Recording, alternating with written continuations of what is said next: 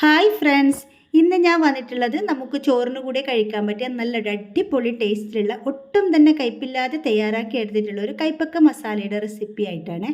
അപ്പോൾ സബ്സ്ക്രൈബ് ചെയ്ത എല്ലാവരും വീഡിയോ കണ്ട് ഒന്ന് സപ്പോർട്ട് ചെയ്യണേ. അതുപോലെ തന്നെ സ്കിപ്പ് ചെയ്യാതെ വീഡിയോ മുഴുവനും കാണാനായിട്ട് ഒന്ന് ശ്രദ്ധിക്കണം കേട്ടോ.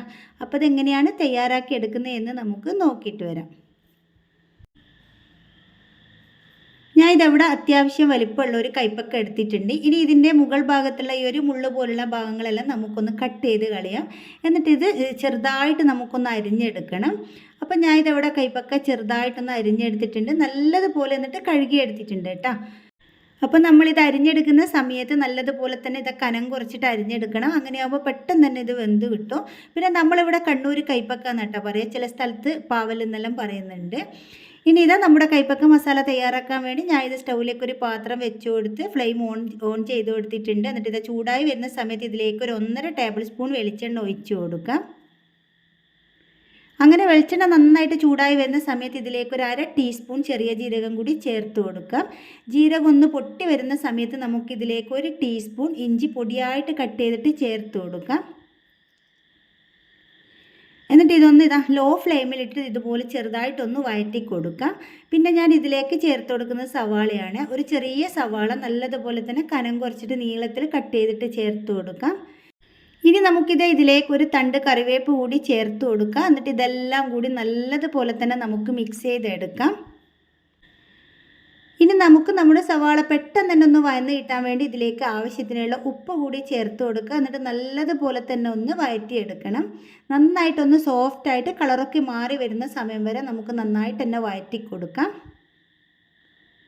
അപ്പോൾ ഇതാ സവാളയിൽ ഇതവിടെ നല്ലതുപോലെ കളറ് മാറി വന്നിട്ടുണ്ട്. ഇനി നമുക്കിതിലേക്ക് പൊടികൾ ചേർത്ത് കൊടുക്കാം. ഞാൻ ഇതവിടെ 1/2 ടീസ്പൂൺ മഞ്ഞൾപ്പൊടിയും 1 ടീസ്പൂൺ മല്ലിപ്പൊടിയും ചേർത്ത് കൊടുക്കുന്നുണ്ട്. പിന്നെ ഇത് 1/2 ടീസ്പൂൺ മുളക് പൊടി ചേർത്ത് കൊടുക്കുക. ഇത് കാശ്മീരി മുളക് പൊടി സാധാ മുളക് പൊടിയും കൂടി മിക്സ് ചെയ്തെടുത്തിട്ടുള്ളതാണ്. പിന്നെ ഇതിലേക്ക് ഒരു 1/2 ടീസ്പൂൺ ഗരം മസാല പൊടി ചേർത്ത് കൊടുത്തിട്ടുണ്ട്. ഒപ്പം തന്നെ ഇതിലേക്ക് ഒരു 1/4 ടീസ്പൂൺ കായപ്പൊടി കൂടി ചേർത്ത് കൊടുത്തു.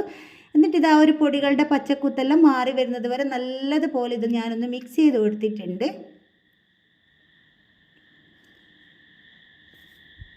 അങ്ങനെ ഇതാ പൊടികളെല്ലാം ഇവിടെ നന്നായിട്ട് മൂപ്പിച്ചെടുത്തതിന് ശേഷം ഇതിലേക്ക് നമ്മൾ കട്ട് ചെയ്തെടുത്ത് വെച്ച് നമ്മുടെ കൈപ്പക്ക ചേർത്ത് കൊടുക്കുക. എന്നിട്ട് ഇതെല്ലാം കൂടി വീണ്ടും നന്നായിട്ടൊന്ന് മിക്സ് ചെയ്തെടുക്കണം. അപ്പോൾ ഇതിവിടെ നല്ലതുപോലെ മിക്സ് ചെയ്ത് കൊടുത്തിട്ടുണ്ട്. ഇനി നമുക്കിത് മൂടി വെച്ചിട്ട് വേവിച്ചെടുക്കണം. ലോ ഫ്ലെയിമിൽ ഇട്ട് കൊടുത്തിട്ട് വേവിച്ചെടുത്താൽ മതി കേട്ടോ.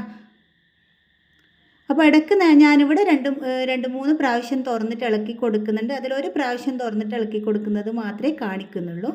അപ്പോൾ ഇടയ്ക്ക് ഞാൻ തുറന്നിട്ട് ഇളക്കി കൊടുത്തിട്ട് വീണ്ടും ഇതിവിടെ മൂടി വെച്ച് കൊടുക്കുന്നുണ്ട്. അപ്പോൾ ഇതുപോലെ 2 പ്രാവശ്യം കൂടി ചെയ്തിട്ടുണ്ടേനു, അതൊന്നും ഇവിടെ കാണിച്ചിട്ടില്ല. അപ്പോൾ നമ്മുടെ കൈപ്പക്ക ഇവിടെ നല്ല പാകത്തിന് തന്നെ വെന്ത് വന്നിട്ടുണ്ട്. ഒരുപാട് അങ്ങ് വെന്ത് ഉടഞ്ഞിട്ടൊന്നുമില്ല, നല്ല പാകത്തിന് വെന്ത് വന്നിട്ടുണ്ട്. പിന്നെ ലോ ഫ്ലെയിമിൽ ഇട്ടിട്ട് വേണം കേട്ടോ നമ്മളിത് വേവിച്ചെടുക്കാനായിട്ട്. അപ്പോൾ നമുക്കിത് തൊട്ട് നോക്കുന്ന സമയത്ത് തന്നെ മനസ്സിലാവും ഒരുപാട് വെന്തങ്ങ് ഉടഞ്ഞിട്ടൊന്നുമില്ല. ഇനി നമുക്കിതിലേക്ക് ഒരു തണ്ട് കറിവേപ്പ് കൂടി ചേർത്ത് കൊടുക്കാം. എന്നിട്ട് ഇത് വീണ്ടും നന്നായിട്ടൊന്ന് മിക്സ് ചെയ്ത് കൊടുത്തതിന് ശേഷം ഇതിൻ്റെ ഫ്ലെയിം ഇതവിടെ ഓഫ് ചെയ്യാം.